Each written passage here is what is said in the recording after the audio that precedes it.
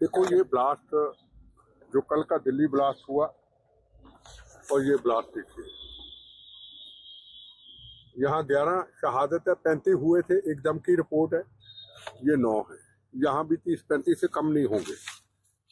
ये तस्वीरें मेरी हैं उस वक्त की जब मेरे ऊपर कार बम चला था, ये अब कल परसों की है।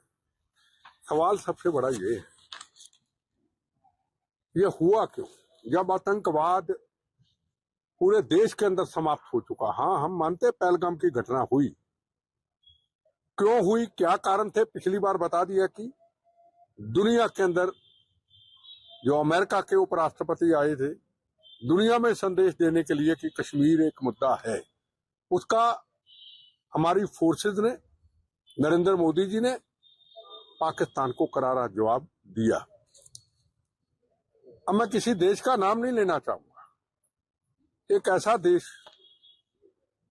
जिसने ये कहा, जो भारत उस देश के आगे किसानों का मुद्दा हो या देश की इकोनॉमिक पॉलिसी का मुद्दा हो, हमने कहा हम सहन करेंगे, हम बर्दाश्त करेंगे, हम नुकसान सहेंगे, पर भारत माँ का सिर किसी दूसरे देश के आगे झुकने नहीं देंगे। ये भारत आजाद मुल्क है। तो उस वक्त किसी देश से आवाज आई थी, उनके बड़े किसी व्यक्ति ने, मंत्री ने बयान दिया था कि भारत की ऐसी नस दबाएंगे भारत तड़पेगा। तो हम उसी दिन सोच लिया था कि एक ही चीज है, पाकिस्तान को फंडिंग होगी, पाकिस्तान को उखलाया जाएगा, हथियार दिए जाएंगे, उनको जोश दिया जाएगा। जो पाकिस्तान घबराया हुआ था, पाकिस्तान उस जोश के अंदर पाकिस्तान ने ये आतंकवाद की खतरनाक घटना की है। और 900 kilo RDX, 300 kilo RDX Faridabad से पकड़ा जाना, इसमें दिल्ली भी लपेटे में आ सकता था, इसमें राजस्थान भी लपेटे में आ सकता है, इसमें यूपी भी आ सकता है, इसमें कोई भी देश का हिस्सा, बॉम्बे भी इसमें आ सकता है। उनकी क्या क्या प्लानिंग थी, वो तो बम की फैक्ट्री बना रहे थे अपनी। ये तो हमारी फोर्सेस की एक बहादुरी, एक दलेरी, एक उनकी इंटेलिजेंस एजेंसियों की, जिन्होंने इतना सामान पकड़ लिया और अहमदाबाद और फरीदाबाद से इतना सामान पकड़ करके सामने, अगर वो सामान ना पकड़ा जाता तो जगह जगह पे ब्लास्ट होते जैसे पहले कभी होते थे। अब सवाल ये है कि हर पॉलिटिकल पार्टी निंदा कर रही है, दुनिया से निंदा की जा रही है इस ब्लास्ट के ऊपर।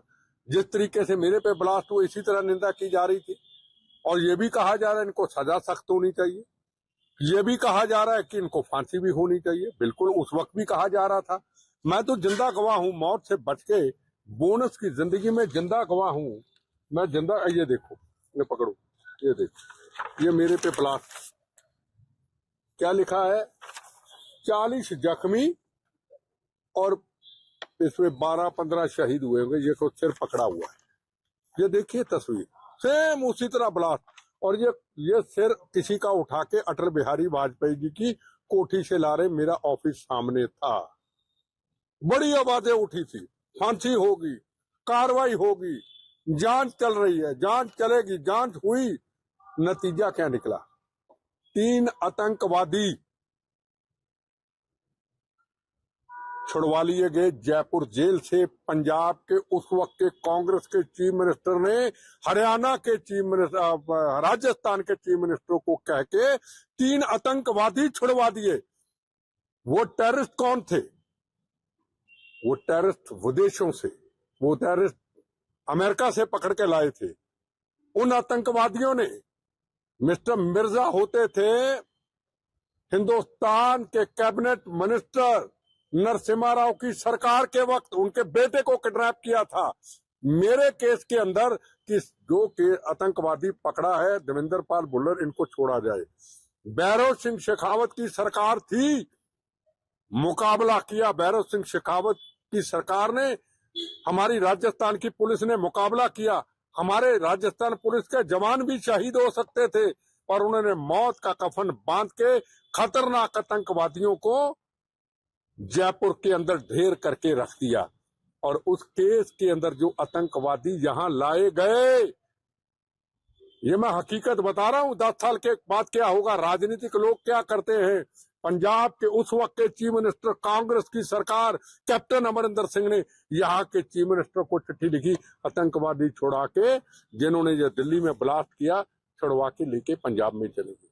और एक आतंकवादी तिहाड़ जेल में, दिल्ली बम ब्लास्ट वाला, अब उसको छुड़वाने की राजनीतिक लोग और धर्म के ठेकेदारों की कोशिश चल रही है। मेरा सवाल एक है, कौन पेश हुआ मेरे केस के अंदर, दिल्ली ब्लास्ट के अंदर कौन पेश हुआ, या मेरे पे बम चलाने वाले पे कौन पेश हुआ? कपिल सिब्बल, हिंदुस्तान का सबसे बड़ा वकील। और जब उसको आतंकवादी तो फांसी से बचा दिया गया, तो हिंदुस्तान का लॉ मिनिस्टर बनाया गया कांग्रेस की सरकार के वक्त। के तुलसी, जब उस आतंकवादी को बचाया जिसने दिल्ली ब्लास्ट किया मेरे ऊपर, उसको राज्यसभा का मेंबर बनाया गया। अब वकील कौन है? मुकुल रस्तोगी। एक टाइम की पेशी, एक वक्त की पेशी 25 लाख। मैं कहां से खर्च करूंगा भाई? मैं तो खून पसीने की कमाई से 4-5 लाख खर्च कर सकता हूं। पर जो शहीद हो चुके उनके परिवार तो केस नहीं लड़ सकते, क्योंकि उनके पास पैसा नहीं। क्या अब जो शहीद हुए, क्या उनके परिवार केस कैसे लड़ेंगे?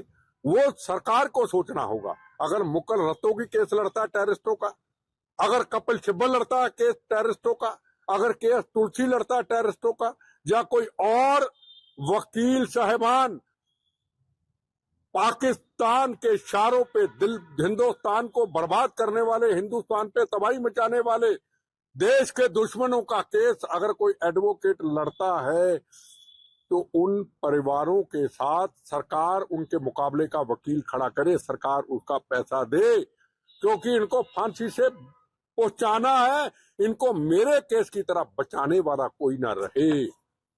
जजेस मौत का कफन बांध करके फांसी के फैसले सुनाते हैं।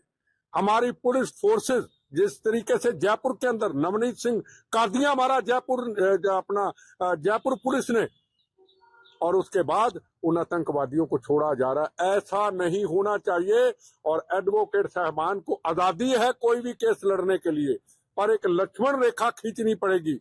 भारत मां को तोड़ने वाले, पाकिस्तान के इशारों पे चलने वालों का केस हाथ जोड़ के निवेदन ना लड़े, क्योंकि ये लोग हिंदुस्तान के दुश्मन है। हिंदुस्तान के दुश्मन है तो वो मानवता के दुश्मन है। ये मैं कहना चाहता हूं।